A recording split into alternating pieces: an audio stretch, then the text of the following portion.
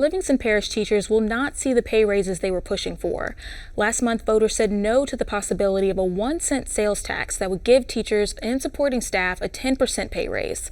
Lots of educators in the area are disappointed with the results.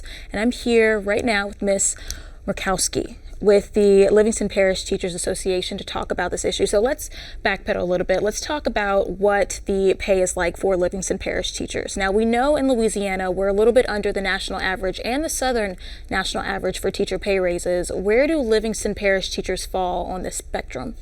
Livingston Parish teachers currently are getting paid less than the surrounding areas, markedly less than Ascension and somewhat less than East Baton Rouge. And one of the biggest problems that has posed more recently and increasingly to our parish is that we are having a lot of teacher turnover. We're having a lot of teachers leaving to head to those parishes, which in turn has created more of a teacher shortage in our area specifically. There's already a teacher shortage that is beginning nationwide, but specifically to Livingston Parish, it's increased the number of teachers that are teaching in our parish that are not certified. And it's caused a lot of problems in our system. Yeah, so this is a familiar story. Lots of teachers have said that these pay raises, or not getting these pay raises, is causing issues with staffing, not being able to teach your classes properly. Why do you think people in the community didn't vote for this if these issues are out in the public? I think it's several reasons. One, specifically to the tax, I think people were not as well educated about the tax as they may have been or should have been. They weren't aware specifically about the legalities of it. There was questioning. There were people questioning whether or not teachers were actually going to see this money, and also lack of education about the fact that this wasn't just a pay raise for teachers. This was a pay raise for all of Livingston Parish staff, our bus drivers, our cafeteria staff, our janitors, and on through. There were concerns about people at the central office getting pay raises, which, if you compare their salaries to other parishes, they're underpaid as well. So it wasn't across the board raise, but primarily lack of education about the tax, what it was going to be used for, how it was going to be used, and how much it was going to actually cost the taxpayer. Do you think that there are any ways that the education system can support itself without having these teacher pay raises?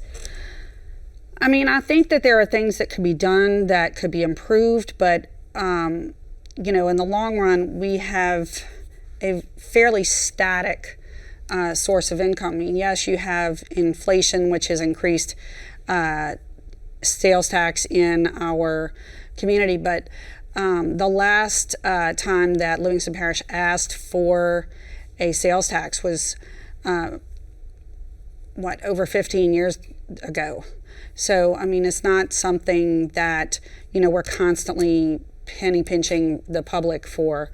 And other parishes have seen the need to do the same type of tax increase. Inflation hits us all. Inflation has hit the parish as far as their spending, as well as us. And unfortunately, the way the system's broken down, a lot of money is dedicated to certain causes. So there's not necessarily a whole lot that can be diverted towards salaries. I don't think that in an audit, although I think that there may be misspending, I don't necessarily think that an audit is going to discover the $23 to $24 million that this 1 cent tax was going to provide. So this 1 cent tax, it's obviously not happening, but what's next for Livingston Parish teachers? What do you do now? I mean, obviously, as an employee, a lot of teachers now are unfortunately going to be looking to other parishes, which is a major detriment to our parish.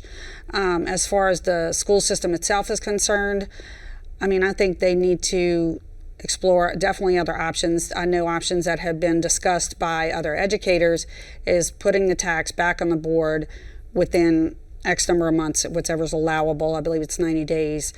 And trying to go back out, re-educate the public, reword the proposal so that it is more meaningful to our community and they understand what's going on. But in order to get them on board with that, the primary thing would be regaining trust of the community to the school system, hence the proposal of an audit, which hopefully, I think the issue with that specific audit is timeliness.